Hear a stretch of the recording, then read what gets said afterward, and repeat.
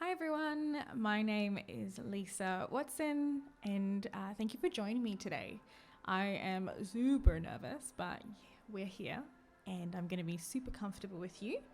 I will be reading three storytelling, poetry, spoken word for you. Now, the first one is called Identity. This one, it's always been a struggle for me most of my life, and even to this day. Where I have questions where people ask me, where am I from? What are you doing? Like, where are you? I never am just me. So it's an expression and it's an example and it's a praise of who I am and my people and my community.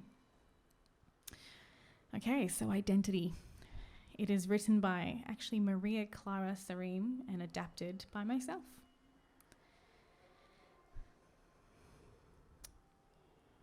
What are you? They asked. What am I thought. Am I this bodily existence that confuses people because of my unusual traits? Am I the genetics that I carry from previous generations? Am I the country that I was born but have no roots in? Am I the culture that I relate to, even though it feels foreign at times? What am I? So I end up saying, I am South African. I am a coloured. I am a Cape coloured. Not just half, black and white. I am mixed. I am the mixture in the pot. I am a beautiful existence of my people.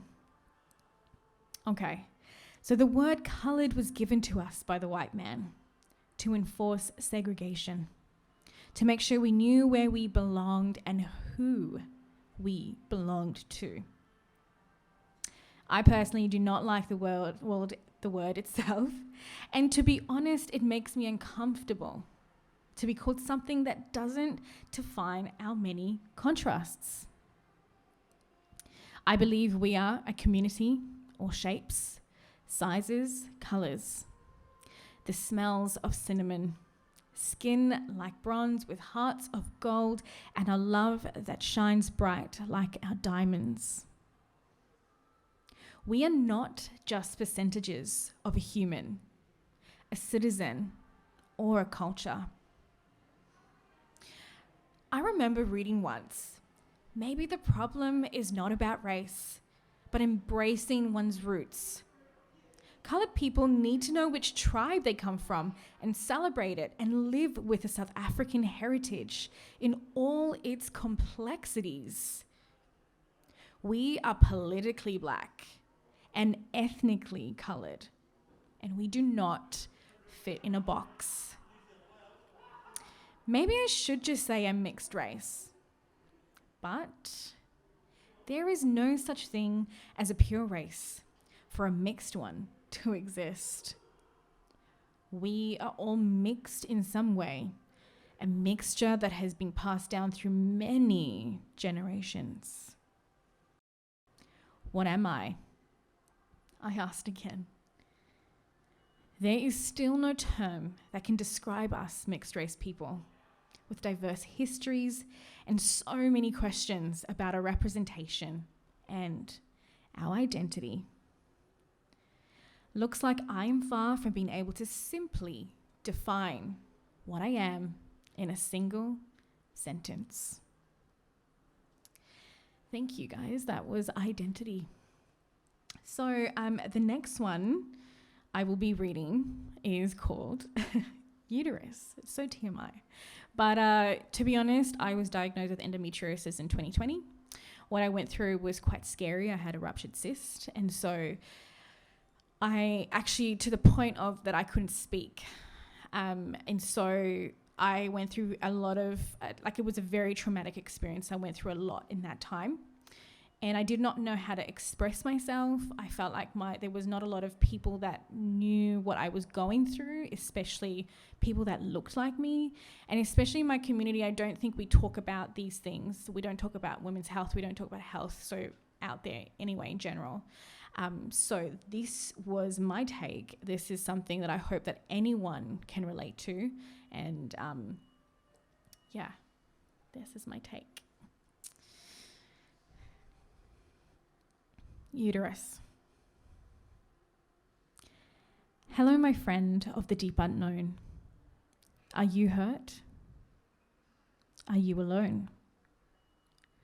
We went through something scary together that happened so suddenly. I shook like the earth moves underground, split in two. Crevices, cracks open, deep water slipping through. The color of deep red, orange and red sunset kisses of pain. I'm sorry, I don't know what to say. I felt like I let you down. My body was hurting, but I couldn't see you. I heard your screaming, your shaking, your pain, like knives gathered together in a conference room, wanting to speak first. Ego, projection, anger. You had no voice. We had no choice. I left you. You did what you could. You're empty, but you're safe.